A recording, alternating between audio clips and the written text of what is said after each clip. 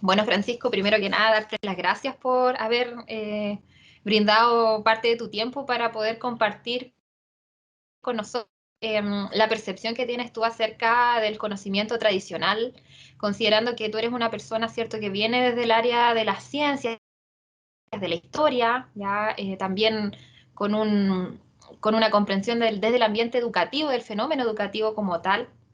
Entonces, bajo esa perspectiva, ese punto de vista, sería interesante que tú pudieses compartirnos acerca de cuál es el rol, ¿cierto? O el valor que tú le asignas al conocimiento tradicional para comprender los fenómenos que tú usualmente estudias, ¿ya?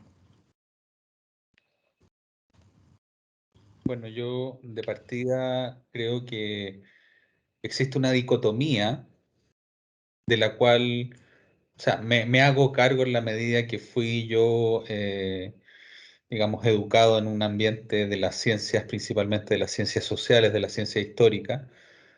Y esa dicotomía tiene que ver con, primero, por un lado, el hecho de que los fenómenos naturales responden, y los fenómenos humanos también responden a ciertos patrones que están establecidos en la ciencia. Eso por un lado. Yo creo que en cuanto a metodología, el valor de la ciencia ha sido súper importante en ese sentido, pero lamentablemente ha ido dejando de lado ciertas tradiciones, ha ido dejando de lado ciertos patrones que tienen que ver con la propuesta de los mundos indígenas, principalmente, sobre todo para el caso chileno, el mapuche. Yo creo que la ciencia como fue construida desde, sobre todo el siglo XVIII, XIX y buena parte del XX, no permitió estudiar los fenómenos patrimoniales y sobre todo los fenómenos, digamos, particularmente culturales, si no era principalmente bajo el método de las ciencias naturales. Entonces, eso dejó muy de lado, sobre todo las culturas, dejó muy de lado las tradiciones y sobre todo también el patrimonio cultural de los pueblos indígenas. Eso por un lado. Entonces, yo ahí creo que me hago la pregunta de si hasta qué punto la ciencia impidió en buena parte de su construcción digamos, la incorporación del mundo, digamos, indígena y principalmente también del mundo mapuche en cuanto a sus tradiciones. Eh, yo creo que la ciencia tuvo un alto porcentaje ahí de responsabilidad en el hecho de que las tradiciones, todo el patrimonio cultural en buena parte se perdiera. Yo creo que en los últimos, no sé, 30 o 40 años recién la ciencia vino a cambiar la posición, cambiar el paradigma y a tratar de incorporar esos fenómenos eh, patrimoniales y esos fenómenos que son parte de las culturas indígenas. Entonces, a partir de ahí, yo creo, después de toda esta introducción, te respondo.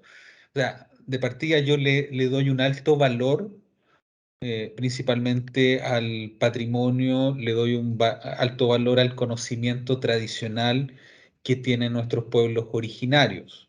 Y este conocimiento tradicional tiene que ver con la vinculación que ellos mismos han tenido con la naturaleza, con otros humanos y sobre todo con esta cosmovisión propia. Yo creo que es fundamental no solo en la misma relación con la naturaleza, sino que en la misma relación con el otro. O sea, lo que nos han demostrado sobre todo estos conocimientos tradicionales de los pueblos originarios es un cuidado, es una conciencia, es un valor vital por la ciencia y sobre todo por la naturaleza. Yo creo que en ese sentido esta cosmovisión hace que digamos, la tierra sobre todo esté mucho más protegida. Eh, por eso yo creo que esta dicotomía del conocimiento científico por un lado y por otro lado el conocimiento cultural tradicional no es que estén alejados, sino que la ciencia trató de apartarlo, pero ahora debe generarse alguna vinculación entre este conocimiento científico y el cultural tradicional que ha sido, yo creo que en algunas investigaciones en el último tiempo súper ya valorado. O sea, me he encontrado en algunas oportunidades revistas que, sobre todo, por ejemplo, de estas hierbas medicinales que utilizaban los indígenas, que dan cuenta de sus potencialidades que ya las preveían las culturas ancestrales.